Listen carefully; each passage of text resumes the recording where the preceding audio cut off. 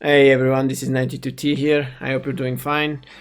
Welcome to the 5th episode of my Ultimate Iron Man series. On the previous episode, we had a minor setback that cost us most of our items. But not all is lost. We actually now have a cleaner inventory and we can probably do things that before would be too much of an hassle to do due to the restricted inventory. So that's what we'll be focusing more on this video. This is more of a rebuild episode, but we'll be getting a lot of levels in between. Hopefully by the end of it, we will be rich. I mean, that's the plan anyway. So, let's take it one step at a time.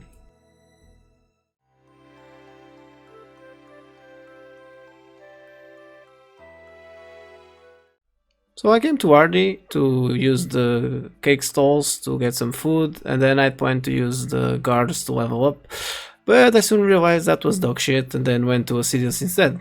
I have been here on the fruit stalls, and I plan on staying here till 50.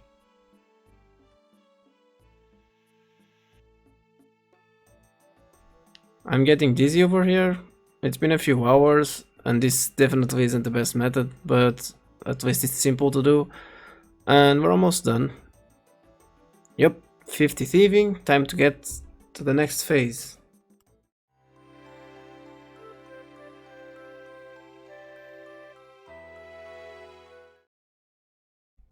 So we needed 50 thieving to come to the rogues den and do the rogues minigame.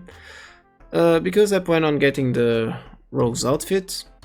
That's a lot of rogues. But I've been postponing it for a while because you actually need to have a clean inventory for this. You can't have anything equipped or anything in your bag. So I need to suicide at Zora every time I come here, and also every time you get a piece you're gonna have to suicide as well. So as you can guess, that would be pretty painful with more than 28 inventory spaces, because you need to go to Edgeville, then back to Rogue's Den, then back to Zora, then back to Rogue's Den, then back to Edgeville, and yeah, that would be pretty annoying to say the least. So, since you don't have any items, this makes it a lot easier. That's the second piece achieved. I don't know what I'm going to pick, but gloves, I guess. And let's go back to Zoro. Trash again. We finally got another piece. Just heading back to Zoro to collect the rest. And another piece. Just want to go, my friends. Let's go, let's go, let's go. Disgusting garbage. Okay, we're finally done. Thank you.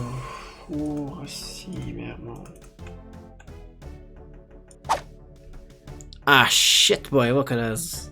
We're looking fine as hell. We're ready to rob some dudes.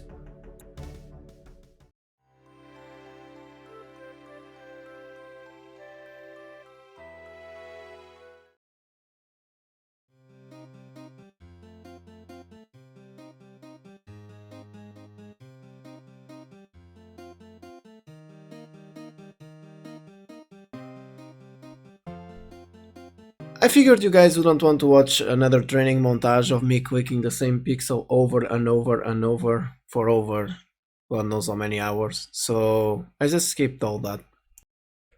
Guys, you have to understand that I was pretty mad, okay? I had just lost everything I own to a vampire mutant, and those guys at the RD market and those guys at the desert were just easy options for me to get my money back, okay? And it ain't much, but it's honest work. Well, actually it's not really honest, but Okay. I thought about using this money for construction, but there's no actually good way for me to take construction at the moment because A, I don't have any planks saved because I died, and B, all the other methods involve either cutting my own logs and then using them on the sawmill and then teleporting to my house and then doing like 30k XP an hour, and I'm just not going to do that shit. So, there's another method going around, which is called the UIM attack stones, which require the Mauritania Art Diary. Problem is, For the Mauritanian Art Diary, you actually need 70 prayer, which is easily the hardest requirement there for Ultimate Iron Man. So I thought about ways of going from 43 to 70 prayer. And since I don't have a gilded altar, and I'm not going to the wilderness because I'm not going to kill dragons with a fucking dragon scimitar and then get PK'd every 5 minutes.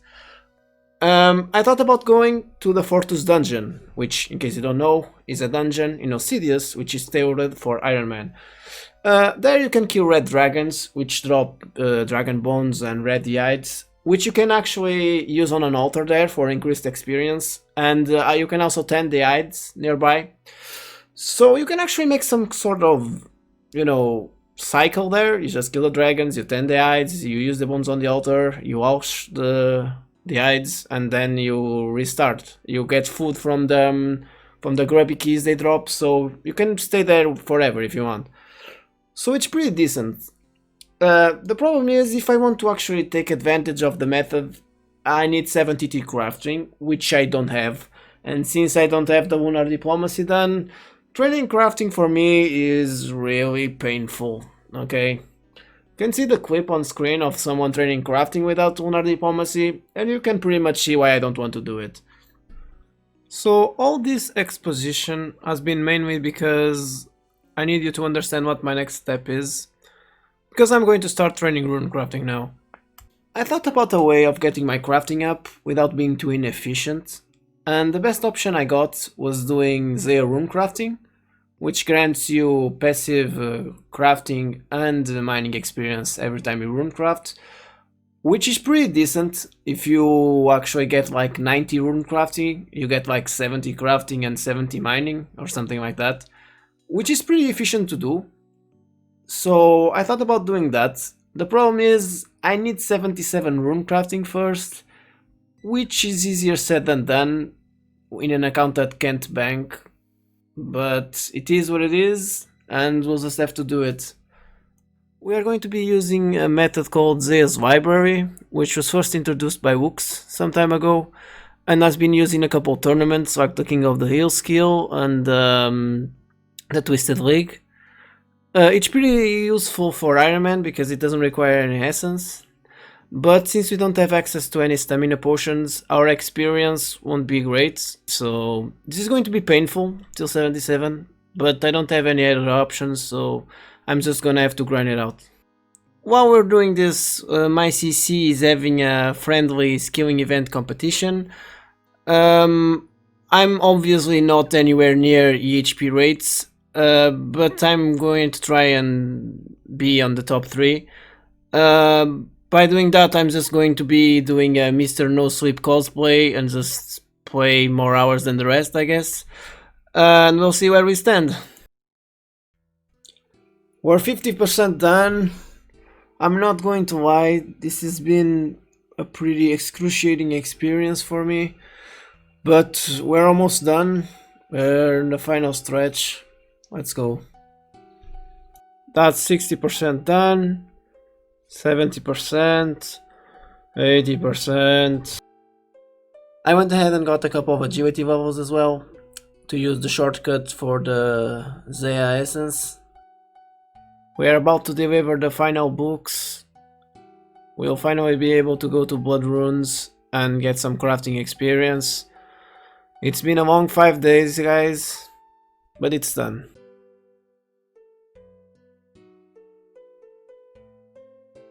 We are here at the Essence Mine finally, and as you can see, we are already getting some crafting experience for each block we get. We'll be doing blood runes for a while. I'm guessing till like 19 rune crafting or something. Pretty much until we get 73 crafting. I'm not sure how long that will be, but I'm guessing it will be a long time. But I guess you guys won't have to put up with that, so I'll see you in a bit. Have you guys ever heard of the Wise Old Man tracker? It's a new experience tracker that's being developed by one of our clanmates and is currently tracking this competition. The website looks very modern and it's open source, so everyone can contribute and see the code. So I think it shows a lot of promise. I'll leave a link in the description so you guys can check it out. My friends, we have just hit 100k blood runes. That's worth about 40 million for normal accounts. Not so much for me, but that looks awesome on the inventory. And we are on the last day of the competition. Unfortunately, we were not able to win because we're trash. But aside from that, we actually got a bunch of experience. I'm gonna be showing here that I started with 30k experience and now I have 4.3 million experience, which means I grinded this pretty hard if you have in consideration the methods I've been using. In fact, I'm going to show you my daily and week records, and that should be pretty much self-explanatory. As you can see, my daily and weekly records for Runecrafting are pretty decent. You can also see my thieving records over there. This was all done during quarantine, so this is what we call the quarantine gains.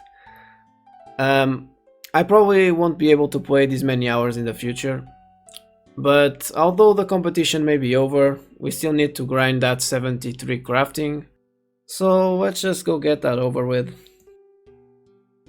This is a pretty big milestone, 90 rune crafting. Now we can do soul runes. Not that we will, I think, but yeah. We are also 69 crafting, so we are almost done. I'm guessing a couple more levels and we can go away from this place. And we are finally done, my friends. 70 crafting after about 2 weeks straight of non-stop rune crafting. We are done. Let's just go sell all our runes to Mr. Ali and see how much money we made. I'm going to hop on mobile to sell these runes and I'll show you how much we made after I'm done. And we made a whopping 45 million just in blood runes. I'm gonna go to the nightmare zone and add that to the coffer and see how much we made together with thieving. And together with the money we got from thieving, we got 54 million to our name. We started this episode with pretty much nothing and now we got 54 million. I'd say that's a pretty nice rebuild.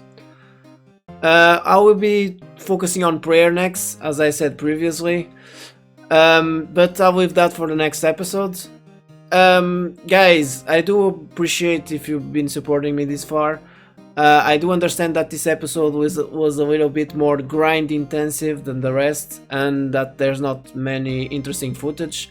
I did try to make it interesting for you guys and I did try to explain my thought process. If you did enjoy my content, please do leave a like and subscribe. And I'll see you on the next one. Have a great day.